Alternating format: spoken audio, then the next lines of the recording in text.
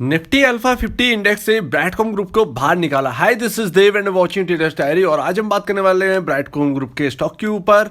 अब कोटक भी बेचेंगे ब्राइटकॉम ग्रुप के शेयर, इसके ऊपर हम डिटेल में बात करने वाले। चलिए दोस्तों समझ लेते हैं। सो नाउ अब हम बहुत सारी चीजों को डिस्कस करने वाले हैं जो कि ब्राइटकॉम ग्रुप में कल से लेकर आज तक जो है डेवलपमेंट बहुत सारे हो चुके हैं। और कहीं शंकर शर्मा जी ने कुछ कह दिया है, कहीं यहाँ पर जो है कंपनी के सीईओ ने कुछ बोला है, और यहाँ पर जी बिजनेस ने भी बोला है। और इसके साथ साथ एक बड़ी खबर आई है जो कि निफ्टी अल्फा इंडेक्स जो है उससे बाहर निकाल दिया गया है।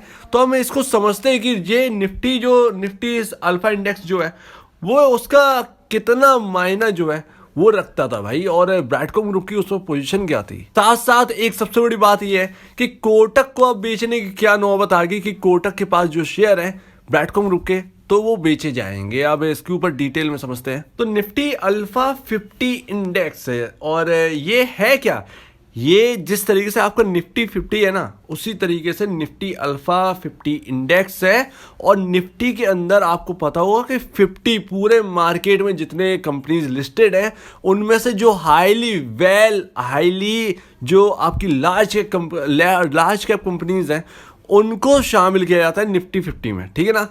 निफ्टी अल्फा 50 इंडेक्स में वेल डाइवर्सिफाइड होता है, और निफ्टी 50 में भी वेल डाइवर्सिफाइड होता है। डाइवर्सिफाइड मतलब अलग अलग सेक्टर के शेयर जो है वो इंडेक्स में शामिल होना। तो निफ्टी 50 में भी अलग अलग इंडेक्स हैं, मतलब अलग अलग सेक्टर के जो कंपनीज हैं वो उसमें शामिल है इंडेक्स में। निफ्टी अल्फा 50 इंडेक्स में भी अलग अलग सेक्टर के जो स्टॉक्स हैं वो शामिल है, ये कंपनी शामिल है। अब निफ्टी अल्फा 50 इंडेक्स होता क्या है एक्चुअली, किस तरीके से हम इसको देखते हैं। तो देखिए, इसके अंदर हाईली लिक्विडिटी स्टॉक्स और मार्केट कैपिटलाइजेशन बेस्ड यहाँ पर जो है सिलेक्शन किया जाता है कंपनीज का, और इंडेक्स में शामिल किया जाता है।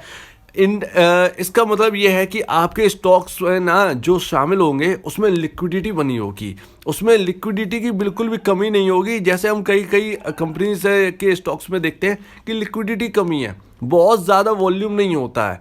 वॉल्यूम मतलब यहाँ पर जो है खरीद बेच यहाँ पर जो है कम होता है, लिक्विडिटी बनी रहे, यानी कि हाई वॉल्यूम वाले जो शेयर्स हैं। तो उसमें ब्राइटकॉम ग्रुप जो है वो यहाँ पर है बना हुआ था। और निफ्टी अल्फा 50 इंडेक्स का एक ETF भी है जो कि कोटक की तरफ से, वो भी थोड़ी सी प्रॉब्लम में आ गए। यहाँ पर जो है लिक्विडिटी और मार्केट कैपिटलाइजेशन के बेस्ड पर यहाँ पर जो है सिलेक्शन किया जाता है इस इंडेक्स के अंदर स्टॉक्स का। अब हटाए कब जाते हैं, हटाए तब जाते हैं कि प्राइस जो है ना वो अननेसेसरी यहाँ पर जो है आपका डाउन हो जाए बहुत तेजी से, या अप हो जाए बहुत तेजी से। अननेसेसरी जब कोई चीज़ काम करने लगे, मतलब स्टॉक जो है लिक्विडिटी तो बनी रहे, ठीक है लिक्विडिटी है, लेकिन अब भागा जा रहा है या गिरा जा रहा है 100 रुपये का शेयर 20 रुपये रह जाए, तो इस तरीके से जो है ना उसे हटा दिया जाता है इस इंडेक्स से। या चाहे कोई भी हो, आप निफ्टी अगर आप देख लें निफ्टी 50, उसमें भी ऐसे ही था कि अगर लगातार गिरता रहे या लगातार बढ़ता रहे, बढ़ने में तो कोई कुछ नहीं कहता, जब गिरने लगता है ना तो हटाने लगते हैं। तो सेम ऐसा ही हुआ है ब्राइटकॉम ग्रुप के साथ। यहाँ पर अननेसेसरी जो गिरावट हुई है ना, तो यहाँ पर जो है काफ़ी ज़्यादा लॉसेस हुए कुछ फंड्स वालों की, म्यूचुअल फंड्स वालों की। तो यहाँ पर जो है इसको एक्सक्लूड कर दिया गया है। अब सिर्फ यही एक्सक्लूड नहीं किया गया है, बाकी बहुत सारे करे गए हैं। तो उम्मीद है आपको निफ्टी 50 अल्फा 50 इंडेक्स के बारे में समझ में आ गया होगा। बहुत ज़्यादा अलग नहीं है, लेकिन लिक्विडिटी जो है बनी रहती है। ऊपर से यहाँ पर स्मॉल कैप और मिड कैप के स्टॉक सबसे ज़्यादा चुने जाते हैं, ध्यान रखिएगा निफ्टी अल्फा 50 इंडेक्स में। अब आप ध्यान रखिए, जिस तरीके से मैं बात करता था, रोज़ बात करता हूँ, और यहाँ पर जो है आप ये मत सोचिए कि ब्राइटकॉम ग्रुप को हटा दिया। कुछ लोग कहेंगे कि बर्बाद हो गए या ये हो गए वो हो गए, आपका पूरा जवाब जो है ना वो मैं देने वाला हूँ। यहाँ पर कुछ भी नहीं हुआ है, यहाँ पर बड़े से बड़े कंपनी हट गई है। आप कैम्स के बारे में सुने होंगे, कैम्स हट गई है। फर्स्ट सोर्स सॉल्यूशन जिसकी गिरावट मैंने आपको जो पोस्ट के जरिए वो मैंने आपको बताया था कि FSL देखिए, FSL 60% के आसपास है, 60-65% के आसपास गिर चुका है। यहाँ पर happiest mind, Fortis health care. तो मतलब ये मैं सिर्फ जो हाईली जो वैसे है ना जो एक IT सेक्टर के हैं उनकी मैं बात कर रहा हूँ कि देखिए विप्रो भी हटा दिया गया है।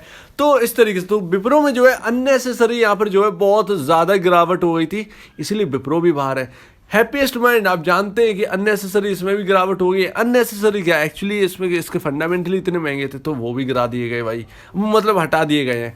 FSL बेमतलब में गिर गया भाई, वो भी हटा दिए गए हैं, और कैम्स वो भी इनका भाई काम अच्छा है, वो भी हटा दिए गए हैं, और ब्रैडकॉम ग्रुप इनमें भी कुछ ऐसा फंडामेंटल कुछ ऐसा कुछ हुआ नहीं, लेकिन ये भी हटा दिए गए। तो इस वजह से यहाँ पर जो है इन शेयर्स में जो प्राइस का एक्शन जो था वो इंडेक्स के लिए अच्छा नहीं था, अल्फा इंडेक्स के लिए, तो इसीलिए हटा दिए गए। ध्यान रखिए ब्रैडकॉम ग्रुप जो है वो 8% जो है ना किसमें वेटेज रखता था, निफ्टी अल्फा 50 इंडेक्स में वेटेज रखता था।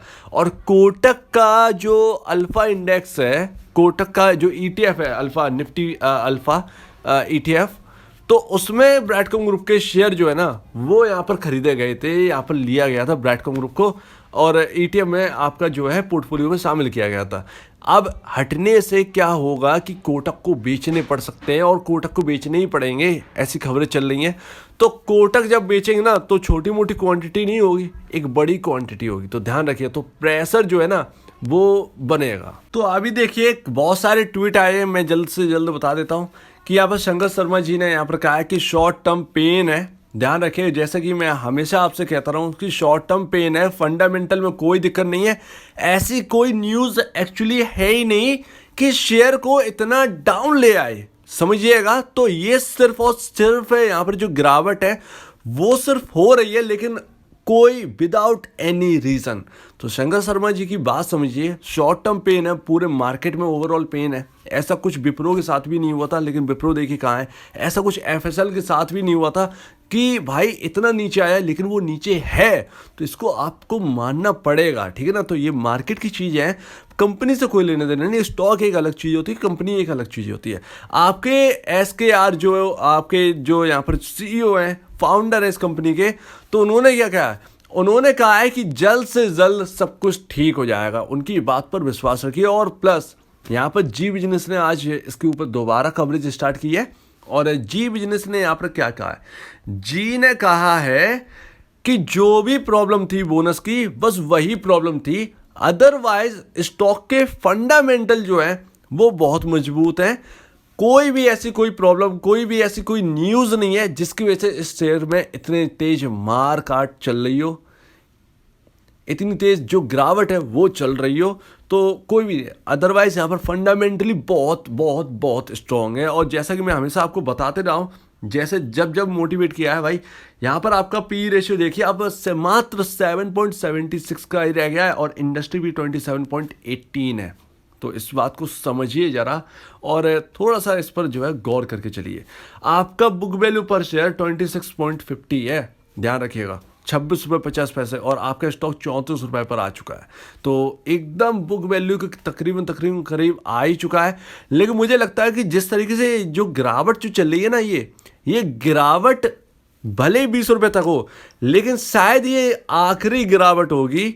उसके बाद अगर एक बार अपमूव स्टार्ट हो गया, फिर हम कभी पीछे मुड़कर नहीं देखने वाले।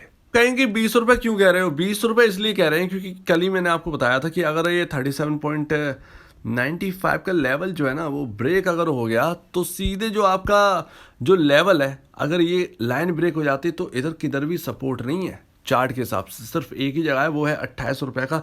लेकिन वो एक मजबूत सपोर्ट नहीं लग रहा है 28 रुपये वाला। सबसे ज़्यादा जो एक अच्छा सपोर्ट है वो आपको यहाँ पर है। जिस तरीके से यहाँ पर जो गिरावट मिली, तो 20 रुपये पर ही सपोर्ट लिया था इस स्टॉक ने, और 20 रुपये से सीधा यहाँ पर जो है एक लंबी छलांग मारी थी इस स्टॉक ने। तो यहाँ पर 20 रुपये जो है वो बहुत ही मायने, इस गैप में ना एक सपोर्ट नहीं है, एक ही सपोर्ट है 28 रुपये का, वो भी शायद कहीं ना कहीं मजबूत ना हो, और यहाँ पर आपका सीधे 20 रुपये। तो अगर ये स्टॉक यहाँ पर जो है लगातार गिरता है, तो 20 रुपये पर ही कहीं ना कहीं सपोर्ट लेने की कोशिश कर सकता है। हो सकता है 28 रुपये पर लेने की सपोर्ट लेने की कोशिश करे, लेकिन 20 रुपये काफ़ी ज़्यादा इंपॉर्टेंट रहेगा इस स्टॉक के अंदर। उम्मीद है मेरी बात को आप समझ गए होंगे, आप औरों की बात को समझ गए होंगे। जो लोग कहते हैं कि टेक्निकल काम नहीं करता, टेक्निकल भी काम करता है लगातार। अब न्यूज़ आ रही वो लगवाते, लेकिन टेक्निकली तो आपके सामने हर चीज़ है ही, और फंडामेंटली कुछ बिगड़ा नहीं है स्टॉक का। तो प्लीज़ यहाँ पर जो है पैनिक क्रिएट मत करिए, पैनिक में मत जाइए।